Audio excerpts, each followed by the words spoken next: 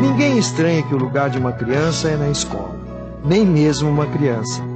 Parece natural que todo mundo fique um bom tempo da infância dentro de escolas. Escolas que, por mais que se pareçam entre si, nunca são iguais. Do mesmo jeito que um professor nunca é igual a outro, cada aluno tem uma história diferente. São histórias que não começam nem terminam dentro da sala de aula. Antigamente, realmente, eu ficava muito irritada com um aluno que conversava bastante e que eu achava que não prestava atenção no que eu estava falando. Então, se alguém me perguntasse, algum tempo atrás, o que é ser um bom aluno, eu diria que um bom aluno é aquele que presta atenção em tudo que a professora está dizendo. Só que hoje eu não penso assim.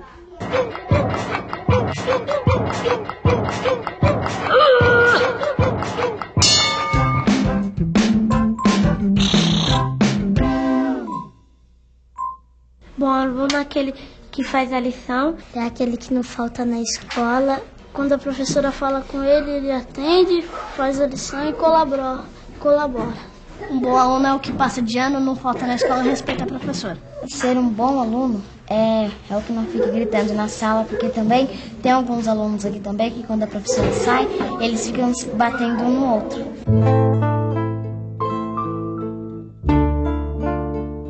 Marilza tem 9 anos.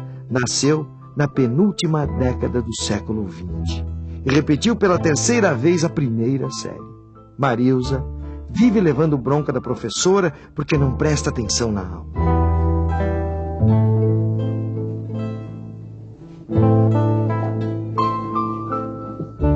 O que a professora não sabe é que a mãe de Marilza trabalha como diarista.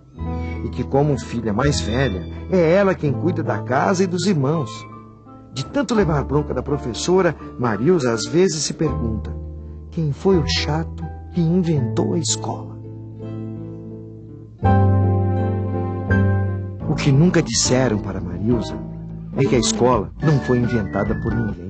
Na verdade, essa ideia de uma infância prolongada e protegida pelos adultos é relativamente recente.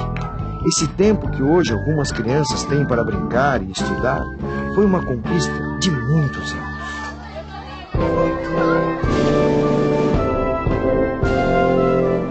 O direito à educação é um dos direitos sociais reivindicados pela Revolução Francesa.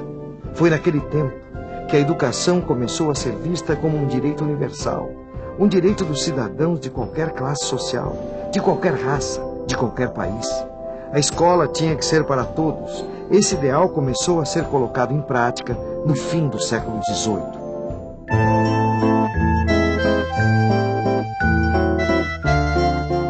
Anne tem 8 anos. Nasceu na Paris do século XIX, quase 80 anos depois da Revolução Francesa. Apesar disso, para ela, o direito à educação nunca existiu, porque era menina e porque tinha que trabalhar.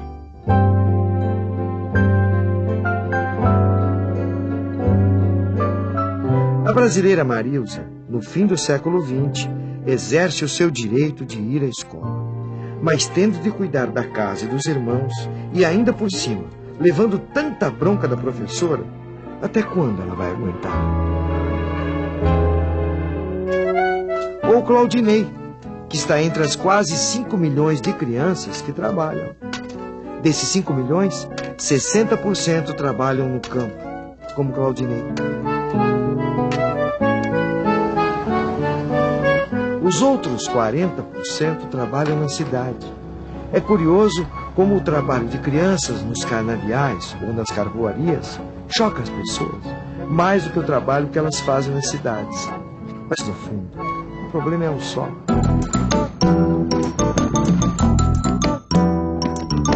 Norivaldo tem 12 anos e já não vai à escola desde os 10.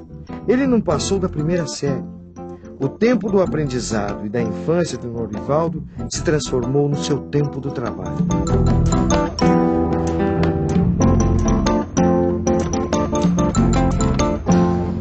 Mais de 70% das crianças que trabalham nas cidades ainda não têm 14 anos. Elas têm famílias, seus pais trabalham, mas ganham pouco. A maioria dessas crianças recebe menos de um salário mínimo, mesmo fazendo tempo integral e cumprindo semana de trabalho de 5 a 7 dias, sem férias nem direitos.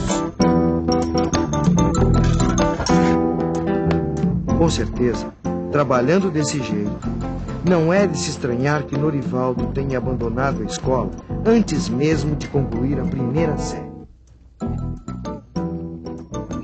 Será que o trabalho doméstico de Marilza não atrapalha a sua concentração na sala de aula? Será que não foi por isso que ela repetiu 3 vezes a primeira série?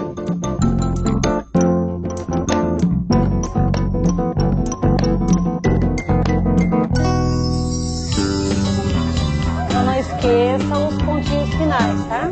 E, se precisar, pergunta de novo. É verdade que algumas crianças são verdadeiros heróis. Além de trabalhar, conseguem estudar.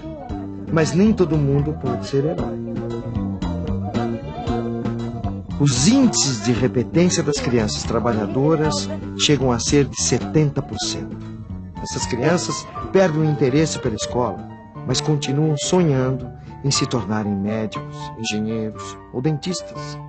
Mesmo desistindo da escola, as crianças acham que estudar é importante. Mas para elas, a vida na escola é cansativa e frustrante.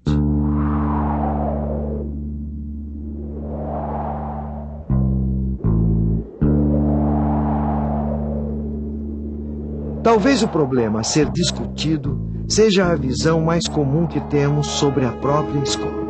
As escolas se tornaram instituições tão centrais e naturais, por assim dizer, que não imaginamos viver sem elas. Essa naturalização da escola nos leva a falar e pensar sobre elas de uma maneira abstrata, como se os muros separassem as escolas do resto da sociedade. O trabalho infantil é uma realidade das crianças brasileiras e faz parte da realidade escolar.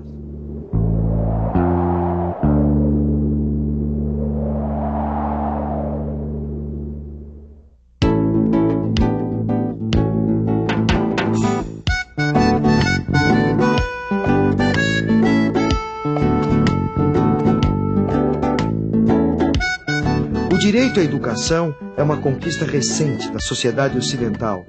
É um processo histórico que ainda não se realizou por completo.